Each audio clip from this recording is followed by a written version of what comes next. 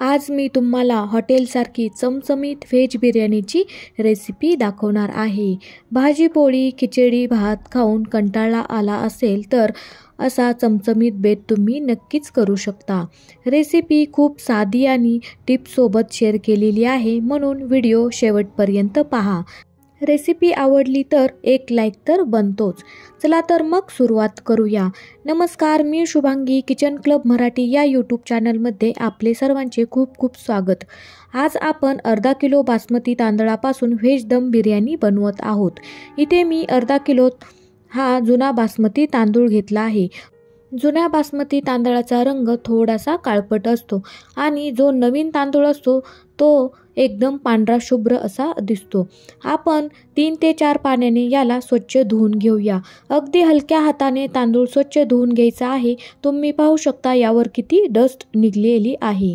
आता तांदूळ बुडेल इतपत पाणी घालून 20 ते 25 मिनिटे झाकण ठेवून याला भिजवून घेणार आहोत। अर्धा किलो तांदळासाठी मी इथे अर्धा किलो कांदा असा बारीक उभा कट करून घेतलेला आहे। याचा आपण बरिस्ता बनवणार आहोत, म्हणजेच हा कांदा आपण तळून घेणार आहोत। कढईत मी तेल गरम करायला ठेवले आहे। आता हा कांदा आपण थोडा थोडा यात घालून कुरकुरीत तळून घेणार आहोत। सुरुवातीला गॅसची फ्लेम आपल्याला हाय ठेवायची आहे आणि कांदा मस्त असा तळून घ्यायचा आहे। नंतर गॅसची फ्लेम थोडीशी मीडियम करून कांद्याला लाल बुंद रंग येईपर्यंत तळून घेऊया। साधारणतः 4 ते 5 मिनिटांनंतर पहा, कांद्याचा रंग हलकासा चेंज झालेला आहे। आता हा काढून घेऊया। जास्त लाल पण होऊ देऊ नका, कारण कांदा कढईतून काढल्यानंतर पण त्याची कुकिंग प्रोसेस पुढचे 2 ते 3 मिनिटे चालूच असते, मग तो आणखीन जास्त डार्क रंगाचा होईल। प्लेटमध्ये काढून असा पसरवून ठेवायचा, म्हणजे तो लवकर थंड होईल। अशाच पद्धतीने संपूर्ण कांदा आपण तळून घेणार आहोत। याच तेलात आपण हे काजूचे काप पण तळून घेणार आहोत। काजू आणि मनुके घालणे पूर्णतः ऑप्शनल आहे, पण याने बिर्याणीला चव खूप छान येते। दोन्ही जिन्नस मस्त आपल्याला तळून घ्यायचे आहेत।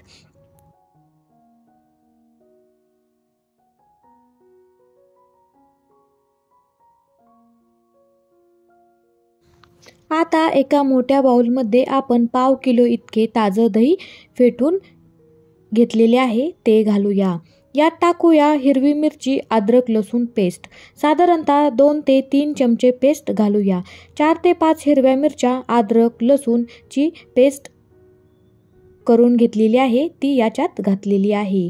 1 चमचा लाल तिखट, अर्धा चमचा धना पावडर, पाव चमचा हळद, 2 चमचे बिर्याणी मसाला घेतलेला आहे तो घालूया। कुठल्याही ब्रँडचा बिर्याणी मसाला तुम्ही वापरू शकता। 1 चमचा मीठ घालूया। आपण मगाशी कांदा तळून घेतलेले तेल आहे ना, तेच तेल 2 पळी याच्यात घालूया। याला चांगले एकत्र करून घेऊया। मिक्स केल्यानंतर 1 मूठभर बारीक चिरलेली कोथिंबीर व मूठभर बारीक चिरलेला पुदिना घालूया। याला आपण चांगले एकत्रित करूया। आता आपण यामध्ये ह्या सर्व भाज्या घालणार आहोत। जेवढा आपला तांदूळ आहे ना, त्याच प्रमाणात आपल्याला याच्यात भाज्या घालायच्या आहेत। अर्धा किलो तांदळासाठी अर्धा किलो भाज्या घ्यायच्या आहेत। भाज्यामध्ये मी इथे एका गाजराचे असे मोठमोठे 1-1 इंचाचे पीस करून घेतलेले आहेत। 100 ग्रॅम फ्लावर कट करून घेतलेला आहे। 2 टोमॅटो बारीक चिरून घेतले। 1 हिरवी मिरचीचे असे उभे कट करून घेतलेली आहे। 100 ग्रॅम पनीरचे क्यूब करून घेतले आहेत। आता पनीरऐवजी बरेच जण बटाट्याचे काप वापरतात, पण जी ओरिजिनल दम बिर्याणी आहे ना, त्यात पनीरच वापरले जाते। तुम्हाला हवे असल्यास बटाटा पण कट करून तुम्ही याच्यात वापरू शकता। 1 वाटी वाटाणे, 1 वाटी फरसबी, ह्या सर्व भाज्या मगाच्या मिश्रणात घालून घेऊया। भाज्यांना थोड्याशा मोठ्या आकारात कट करायच्या, म्हणजे त्या शिजल्यानंतर गाळ होत नाहीत। मार्केटमध्ये सध्या ताजे वाटाणे मिळत आहेत, म्हणून मी इथे तेच वापरले आहेत। तुम्ही फ्रोझन मटार पण वापरू शकता। याला चमच्याने एकत्रित करूया।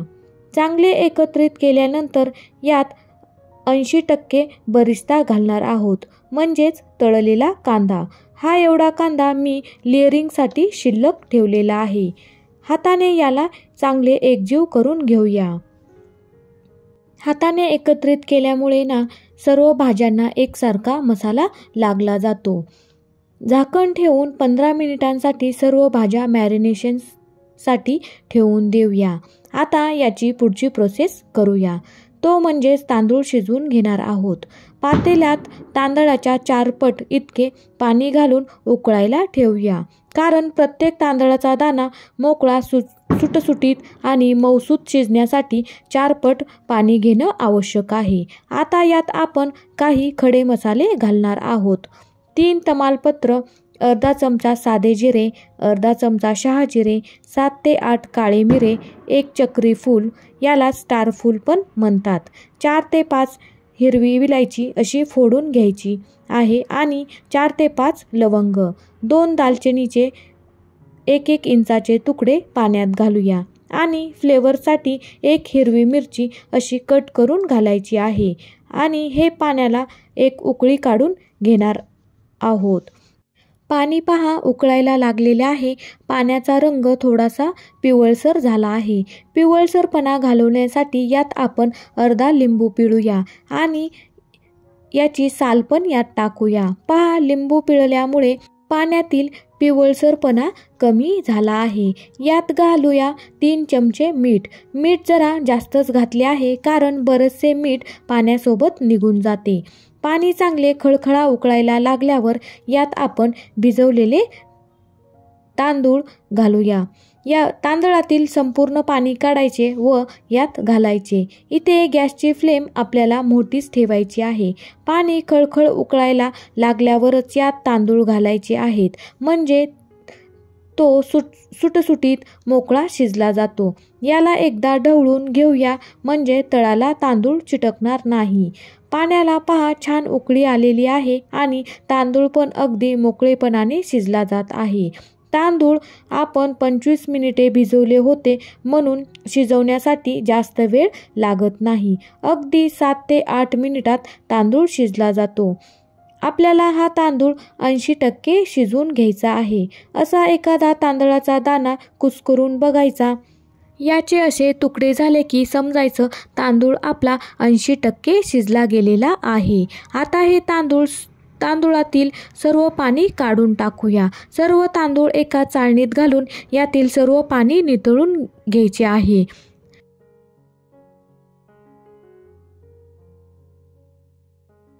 दुसऱ्या पातेल्यामध्ये मगाशीचे 4 पळी तेल घेऊया.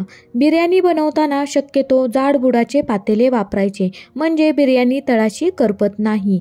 जास्त जाडबुडाचे भांडे नसेल तर काय करायचे ते पण सांगणार आहे. त्याच्यासाठी व्हिडिओ शेवटपर्यंत पहा.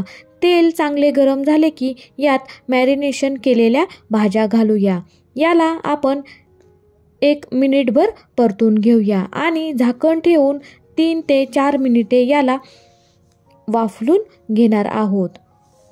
5 मिनिटानंतर पहा भाज्यांना मस्त तेल सुटलेले आहे. आता यात भाज्या तळाला चिटकू नये म्हणून यात वाटीभर पाणी घालूया. मी मगाशीच्याच भांड्यात पाणी घेऊन ते स्वच्छ करून यात घालत आहे, म्हणजे आपला मसाला थोडासुद्धा वाया जात नाही. याला मिक्स करूया.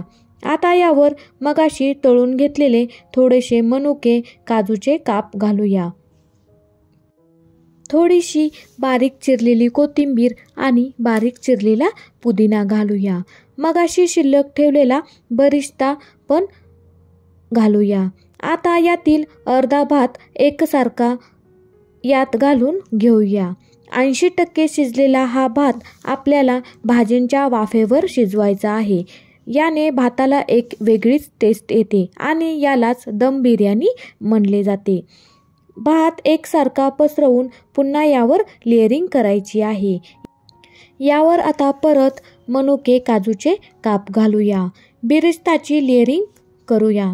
थोडीशी कोथिंबीर, पुदिना पण घालूया आणि बिर्याणीला सुरेख असा रंग येण्यासाठी इथे केसराचे दूध 3 ते 4 चमचे घालत आहे. 4 ते 5 केशर काड्या दुधात भिजायला ठेवल्या होत्या. तुम्ही याच्याऐवजी खाण्याचा पिवळा रंग पण घालू शकता. केशर दूध घालून झाल्यानंतर 2 ते 3 चमचे साजूक तूप घालूया आणि वरतून राहिलेला अर्धा भात घालूया.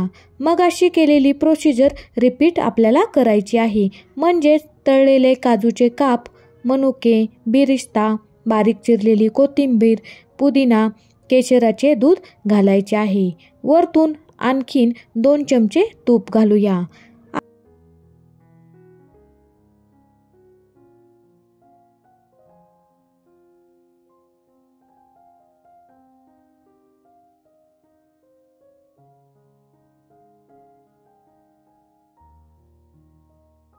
आता यावर जे घट्ट झाकण बसते ते ठेवायचे.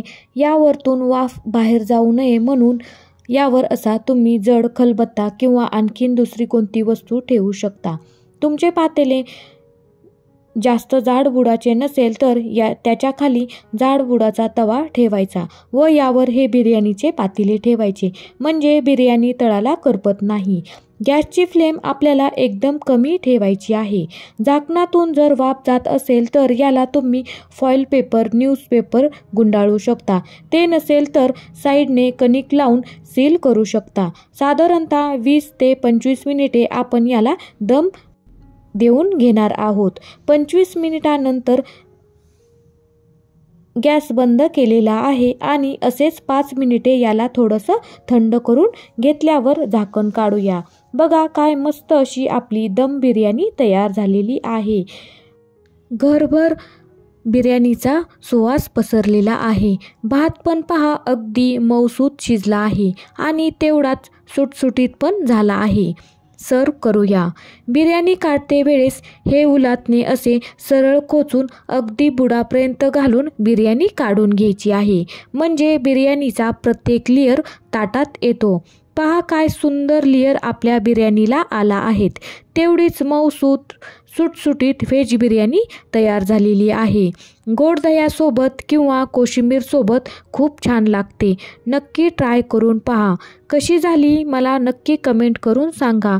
आजचा व्हिडिओ थोडा जरी आवडला असेल तर लाईक करा, तुमच्या मित्रपरिवारासोबत शेअर करा आणि तुम्ही जर माझ्या चॅनेलवर नवीन असाल तर माझ्या चॅनेलला पटकन सबस्क्राईब करा आणि बाजूची बेल आयकन प्रेस करा. म्हणजे जेव्हा मी चॅनेलवर नवीन व्हिडिओ अपलोड करेल तेव्हा तुम्हाला त्याचे नोटिफिकेशन येत राहील. भेटूया अशाच नवनवीन रेसिपीज घेऊन. तोपर्यंत धन्यवाद.